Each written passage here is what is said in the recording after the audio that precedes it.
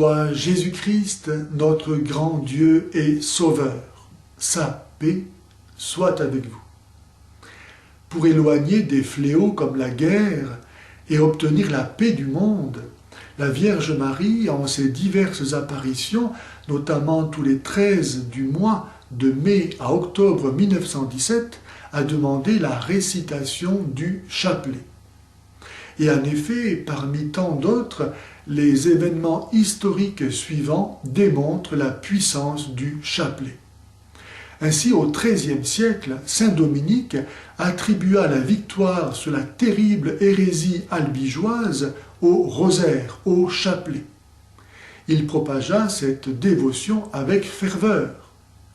En 1571, les musulmans étaient de nouveau sur le point d'envahir l'Europe, et le pape Saint Pie V, parmi d'autres moyens mis en œuvre, demanda à la chrétienté la récitation du chapelet. Et malgré un rapport de force défavorable à la chrétienté, la victoire fut au rendez-vous à Lépante, le 7 octobre, célébrée aujourd'hui encore, à cette même date, à la fête de Notre-Dame du Rosaire. Le pape Pie XII disait au sujet de cette appellation de Notre-Dame du Rosaire qu'elle évoque sans aucun doute une grande victoire sur les infidèles, mais plus encore les conquêtes de la foi sur le mal et l'ignorance religieuse. Après la Deuxième Guerre mondiale, les troupes soviétiques occupaient, comme d'autres pays d'Europe centrale, l'Autriche. C'est alors que les Autrichiens, 1 sur 10, soit 1 million de personnes, se sont mis à obéir à la demande de Notre-Dame de Fatima et à prier chaque jour le chapelet pour demander à Dieu le départ de l'URSS, qui eut lieu un 13 mai. Tiens, 13 mai 1955, c'est-à-dire 10 ans plus tard, sans qu'aucune goutte de sang ne soit versée. En 1964, le Brésil, toute sa vie publique était orientée ouvertement vers le marxisme et les postes clés étaient aux mains de communistes ou de pro-communistes. Le pays tout entier menaçait de tomber dans le communisme, doctrine condamnée par l'Église comme intrinsèquement perverse, qui fit en effet, en quelques dizaines d'années, plus de 100 millions de morts, dont 60 millions de croyants parce que croyants. Malheur que l'on aurait pu éviter si l'on avait mis en œuvre les moyens donnés pour cela par la Vierge Marie à Fatima. Les catholiques brésiliens se sont souvenus des appels de la Vierge à la pénitence et à la prière, et l'impossible se réalisa. Tout comme en 1989, le rideau de fer de la démoniaque URSS s'écroula sans qu'aucune goutte de sang ne soit versée.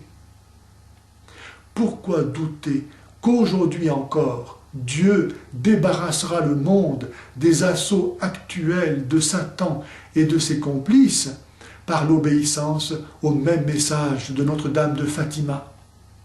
La bienheureuse Jacinthe, l'une des 3 enfants de Fatima, disait ceci: « Demandez la paix au cœur immaculé de Marie.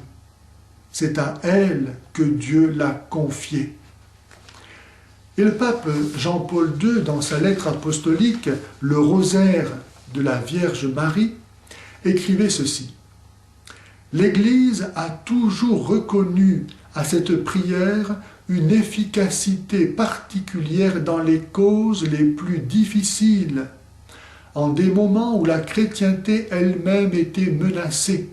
Ce fut à la force de cette prière qu'on attribua l'éloignement du danger, et la Vierge du Rosaire fut saluée comme propitiatoire du salut. Aujourd'hui encore, je recommande à l'efficacité de cette prière la cause de la paix dans le monde et celle de la famille. » Et au sujet de la famille, il écrit un peu plus loin, « Il fut un temps où cette prière était particulièrement chère aux familles chrétiennes et en favorisait la communion. Il faut se remettre à prier en famille et à prier pour les familles en utilisant le chapelet. La famille qui est unie dans la prière reste unie.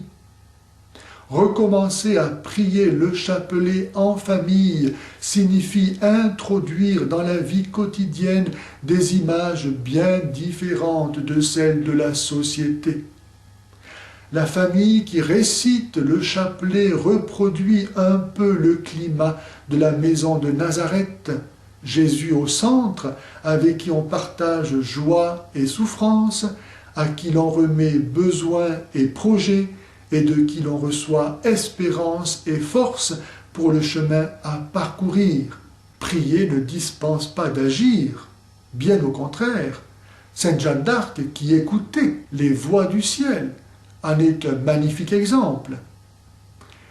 Il nous faut écouter les voix du ciel pour ne pas avoir à dire un jour amèrement « je ne savais pas ».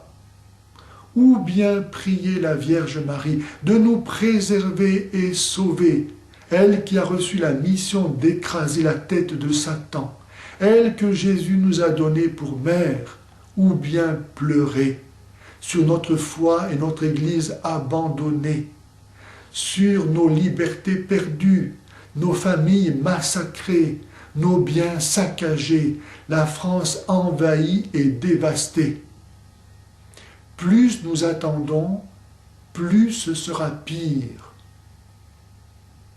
Si les gens savaient qu'ils vont en enfer, ils changeraient de vie.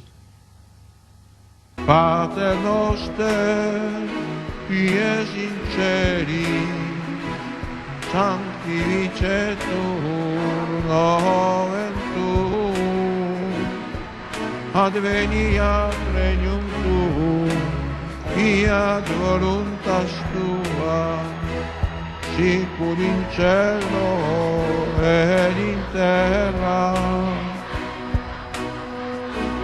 Panem nostrum quotidianum da nobis hodie, et dimitte nobis debita nostra, sicur et nostri vittimus, debitoribus nostri, et ne nos induca in tentatione, sed libera nos a malo.